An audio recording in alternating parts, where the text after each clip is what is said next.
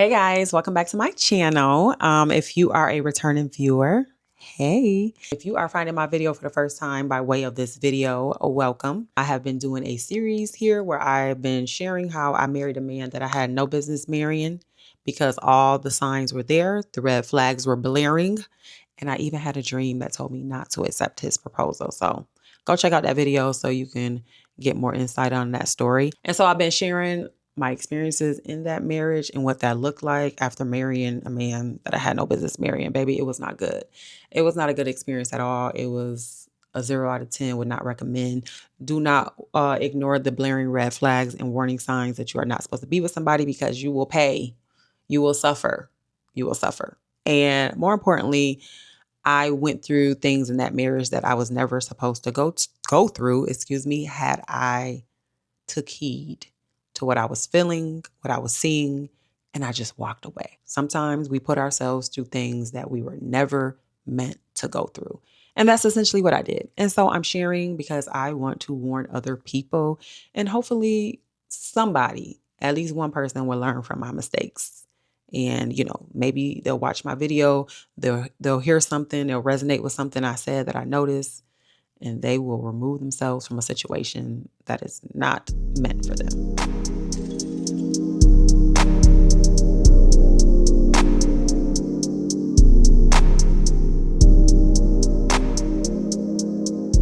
So today I want to talk about the manipulation of it all, the performative transparency of it all the things that he did to come across as if he was a honest, devoted, loving husband. Because I know people are always asking me, they're like, well, what was good? Like, what was good? If this man was so terrible, like, how did you stay if he was just being this terrible to you? Well, here's the thing. During the course of the marriage, even though he was doing all of these things, I wasn't aware of them. Like, I didn't have the confirmation. We'll say that. As women, we always know when something is off. So yes, as I stated before, I felt like something was off. There was always just this, something just ain't right. But I could never confirm anything. I could never figure out what the it ain't right is, And I'm going to explain to you why I couldn't. So first, I have to just paint the picture of him, okay?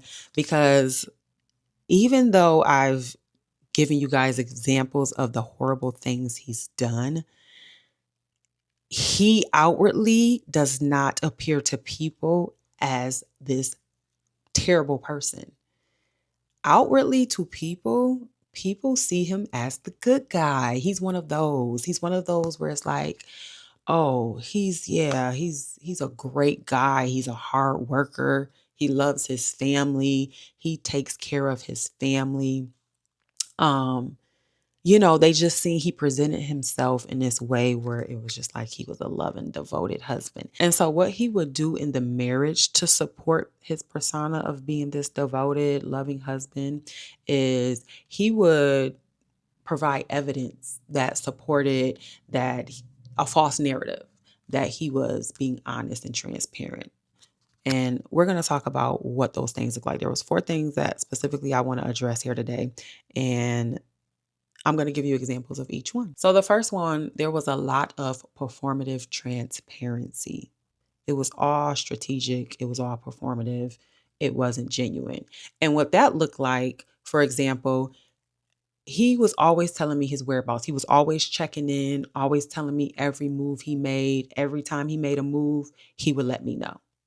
Hey, babe, just calling and let you know I'm about to go step out to get lunch with so-and-so.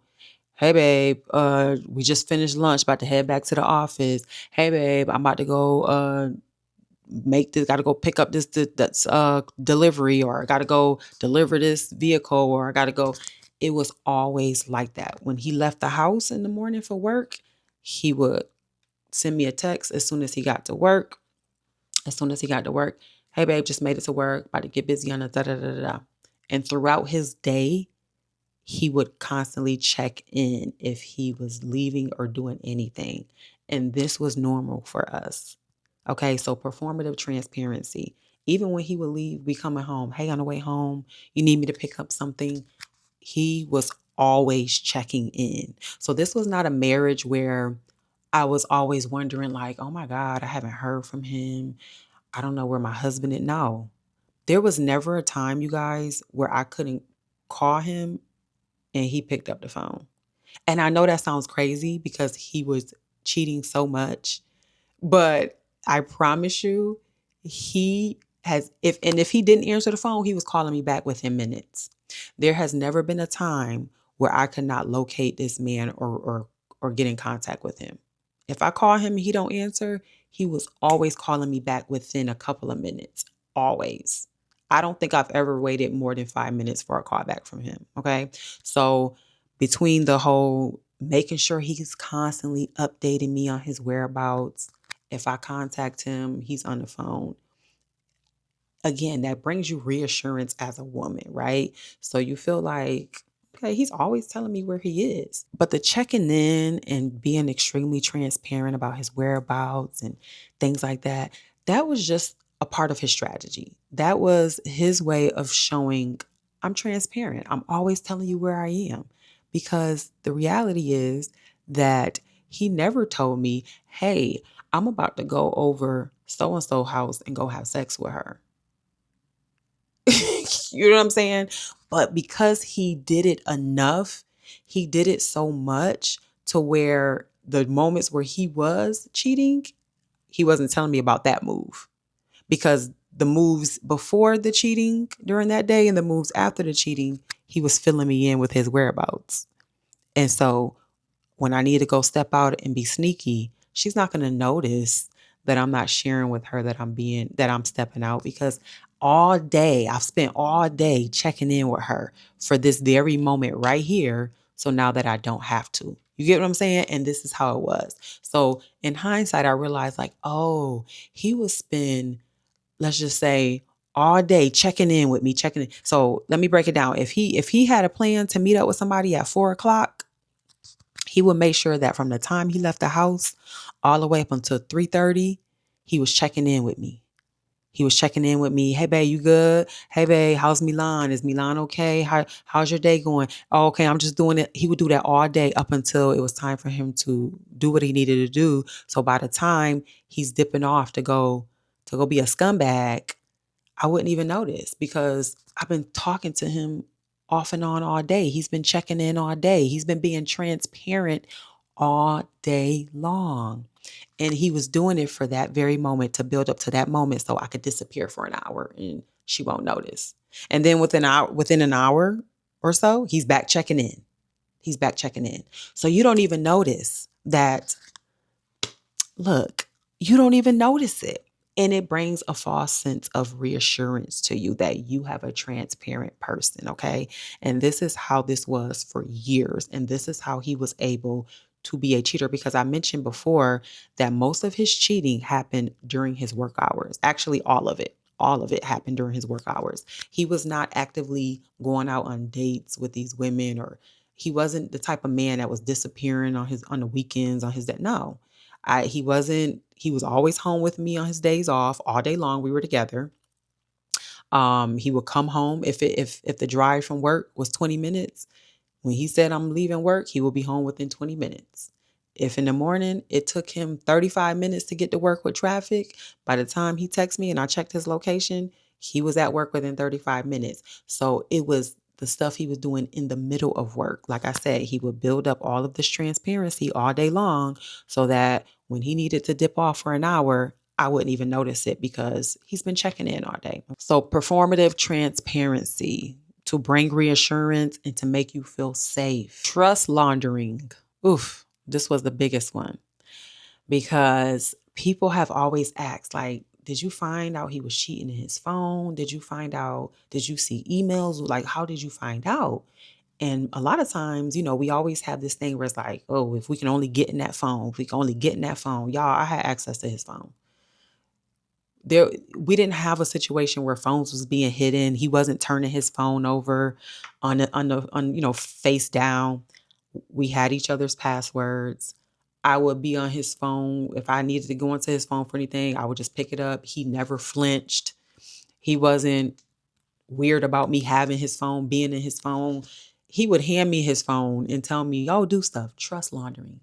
to build up trust. So I had his password to his phone. I had all his passwords to the phones, to the emails, to we have joint bank accounts, and I also had his passwords to his Soul accounts. We have joint credit cards. I also had access to his Soul credit cards. Actually, I had some of his Soul credit cards in my actual possession. Instagram pages, we had each other's passwords to our Instagram pages. And you probably are thinking like, well, why did y'all need to do that? Well, this was just a way for him to show that you can trust me. You're my wife. I have nothing to hide. I have nothing to hide. So I want you to feel comfortable to have, we're married. I want you to feel comfortable to have access to all of this because I don't got nothing to hide. Meanwhile, he was hiding everything, everything. But here's why it was easy for him to give me access to his bank accounts and his emails and his phone and his social media because this man, let me tell you something, he was so committed to working this thing in a way that was so convenient for him and he was just so strategic down to every little thing. Number one, every woman that he dealt with knew he was a married man. Okay. That's number one. And what I realized about him is that was important for him to deal with a woman who was willing to deal with him knowing that he was married because he knew that she would stay quiet. He knew that she would play her role. He could not deal with a woman who was looking for a relationship or a woman who he wasn't going to not disclose that he was married. He wanted you to know exactly where you stood and what it was. So there was not like conversations and texts and phone calls and things like that going on. There was not like emails. This wasn't because he was not trying to emotionally connect with anyone. He had no desire for anything deep or emotional. All of these relationships with these women were just sex. They were all just sexual. And so the nature of the relationship, because they were just sexual, it was we set a time where I come see you, and then that's it. So there were no phone calls. And remember, because he was doing all of this at work, he could pick up a work phone and just be like, hey, I'm on the way. When I tell y'all that man had nothing in his phones, there was nothing in his phones ever at all. Okay.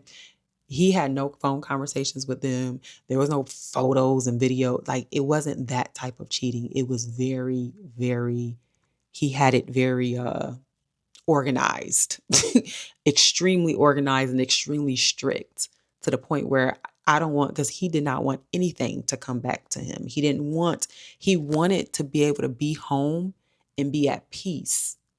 He didn't want to have to be home and worry about, ooh, who gonna call my phone? He didn't want to have to hide his phone and hide all these things because he's already living this secret life outside the home. So it worked better for him to be able to compartmentalize his cheating with his married life. And so that's what he did. And that's why, no, there was nothing in his phone. And for most women, a man gives you that much access to him, you feel like, oh, yeah, my man don't got nothing to hide. He does all of this for me. And this is why I trust him. This makes me feel safe. This makes me feel safe. It was creating a false sense of trust. It was creating a false sense. When I say this man was so strategic with his manipulation and how he did things, I had access to everything. And none of those things would have ever revealed that he was cheating to the extent in which he was cheating. This is something else that he would do that was extremely reassuring. And it created a sense of attentiveness. And I'm coming home to be attentive to my wife. And I want to care for you now. And looking back, it's like, woo, wow. But in a moment, you think it's a courteous gesture. He's wow. But it always was off-putting to me, and I'm gonna tell you why. So at least anywhere from 2 to 3 times a week, this man will work a 10 to 12-hour shift. And he will come home from work after working anywhere 10 to 12 hours. You know, I'm getting his dinner ready and everything. And the first thing he would want to do is rub my feet. He would want to come in and give me a foot massage. And I know you guys are probably thinking, well, shoot, girl, what's wrong with that? Like, I would love for my man to come in the house and give me a foot massage. right? Well, here's the problem. He was going out his way to be attentive and show that he was caring, because most of the time it was him overcompensating because he felt guilty because he had just been cheating that day. Him coming home giving me foot massages after he worked 10 to 12 hours. Let me tell you something. And looking back, I'm telling y'all, when you feel like something is off, believe it. But in the moment, I will always be like, I remember arguing with him, not a real argument, but just kind of like, no, you're not going to come home after you just worked 12 hours and rub my feet. Like, no, let me go shower, go settle in. I'm going to make your plate, make your food. And he would be like, babe, no, can you let me do this? I like to come home and rub your feet.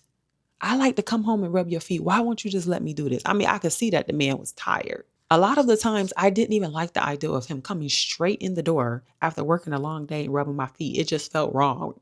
It felt wrong. Like I would feel guilty because I'm like, why is he doing this? Like, why does he want to come home from work after working 10 to 12 hours and rub my feet?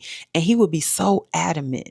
And we would go back and forth, not like an argument, but just kind of like no, babe, like, I'm like, go shower, go settle in. I'm going to make your food, come sit down, so you can eat. Why do you want to come in and rub my feet after you work 12 hours? And he would always be adamant. Why can't you just let me do this? This is what I like to do. I want to come home. I want to be attentive to my wife. I want to rub my wife's feet. Why can't you just let me do that? And of course, always I'd be like, all right, babe. And we would sit down and this man would rub my feet for about 15, 20 minutes. Don't get me wrong, best foot massages ever. He gets down with a foot massage. But it would just always be like, why though? This is so. And after a while, you start to think that you're being ungrateful because you have this. Look, your husband is coming home after a long day of working and all he wants to do is rub your feet and you're complaining. So you see how you start to think that you're the problem? Like, okay, maybe I'm just tripping. Maybe I got a good man. Like he's checking in all day long. He's calling me. He's making sure me and the kids are good. I know every time he moves and leaves, I have access to everything. Oh yeah, also had location. Forgot to mention that. Also had his location. We both had each other's locations. And he still was able to, because, and let me go back to that. That's because I forgot to plug that in. So going back to why he made it extremely a priority to check in with me all day long on days where he knew he was going to dip off somewhere for an hour. It was set up to distract me because we did have locations on, right? So I was like, let me build up enough, just keep bombarding her with check-ins and calling her and talking to her. I mean, he'll get on the phone, we'll sit and talk for 30 minutes, get off the phone, then we'll text. And it was like that. And if I can bombard her enough with that, when I leave for an hour, she'll be distracted and she won't even notice my location is not at work, which I wouldn't, because again, we've been talking all back and forth on and on. And because he's showing so much transparency, he's still at work in my mind because he's always telling me when he leaves work. So if he didn't tell me he left and I just got off the phone with him, I had no reason to look up his location. I wouldn't just check his location unless I felt like I really needed to. And honestly, I never did because he built up so much performative transparency. And so even with the locations shared, this man was able to cheat because he set it up that way. Okay. So yeah, even the locations, but going back, yeah, with the feet, I started to feel like I was the problem because my man wants to come home and rub my feet. Why am I giving him pushback for this? And in hindsight, when everything came out, he was overcompensating because he felt guilty about whatever he did in his day. Because this would happen like a couple times a week where he would do something, where he would do this. He'd come home, want to rub my feet down, want to do something. And I'd just be like, this is so weird, but maybe I'm tripping. Again, I'm feeling that it's off, but the gesture itself seems so genuine. It's like, how are you trying to argue with this? And it's so crazy because when I see stuff like this on social media, because of my experience with him, it's somewhat ruined me. And it's hard for me to be sensitive when I see acts like this. Because I'm like, had I posted this and been like, oh, my, POV, my man just got off from work and he rubbing my feet. Women, oh, may this love find me. May this love find me. May this love hunt me down. And it's like, we have to be careful with that. And no, I didn't post that on social media, but I'm just saying, like, the optics, when you see stuff like that, you automatically think like, oh, that's what I want. That's what I want. Most women would have felt like, girl, I would love for my man to come home and rub my feet. And yeah, you would. Only you will want it to be genuine and not because he have been cheating on you all day. And so we have to be careful taking people for face value and, romanticizing other people's relationships and saying, may this love hunt me down and find me, baby, because you don't know what you are asking to find you. Because in my situation, yes, while he was coming home to rub those feet, what we weren't seeing and what I didn't know was that he had just left somebody's house a few hours before coming home. You know what I mean? He had just been up in between somebody's legs in somebody's sheets before he came home that day to rub my feet. I did a video on my TikTok about this, and I said men will do everything for you while simultaneously doing all kind of effed up stuff to you. And this is a prime example of how he would do all of these great deeds, but it was only because of all the terrible things he was doing to me. And so he was trying to overcompensate. I, share with how I went to Miami, and on that Miami trip, me, my mom, and my sister was in Miami. And on that trip, he had chocolates and flowers sent to my room while we were on vacation. He would do stuff like that. I would be out and I would come back to my hotel and there would be flowers that he would have sent when I would go on a trip. He did that when I went on another trip too. And then on this particular trip, when I came back from Miami, he picked me up from the airport and surprised me with the SUV that I had been wanting. Had it sitting in front of the dealership with a bow on it. Took me straight from the airport to go pick up my truck. A year later, it wasn't until a year later that I found out while I was on that trip, he was cheating. He was with his coworker. He was cheating with his coworker while I was on that trip. So again, they're doing all the good deeds and doing all the things, be doing everything for you while also doing all kind of terrible things to you. So it's all performative. It's trust laundering. It's building up a rapport to make you feel safe and reassured and loved and like you're cared for whole time.